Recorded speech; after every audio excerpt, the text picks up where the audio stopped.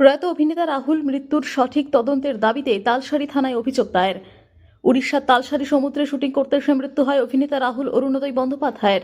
সেই মৃত্যুর সঠিক তদন্তের দাবি ওঠে। কলকাতায় আর্টিস্ট ফোরামের পক্ষ থেকে প্রতিবাদ মিছিল এবং শনিবার কলকাতার রিজেন্ট পার্ক থানায় অভিযোগ করার পাশাপাশি শনিবার রাতে উড়িষ্যার তালসারি থানায় অভিযোগ করতে আসেন প্রয়াত অভিনেতার স্ত্রী প্রিয়াঙ্কা। সঙ্গে তালসারিতে পৌঁছন প্রসেনজিৎ চট্টোপাধ্যায়, ঋতুপর্ণা সেনগুপ্ত, যিশু সেনগুপ্তরা। জানা যায়, রাহুলের মৃত্যুর প্রকৃত রহস্য সন্ধানে কলকাতার পর দ্বিতীয় দফায় উড়িষ্যায় দায়ের হয় এফআইআর।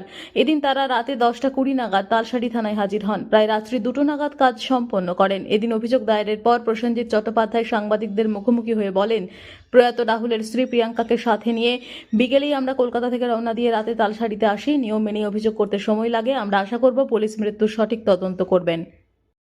করলে আমরা বলতে अरे मैडम को बुलाओ आप। थोड़ा मैडम को बुलाओ ना, थोड़ा थोड़ा सा वाइट उसको मैडम को चाहिए।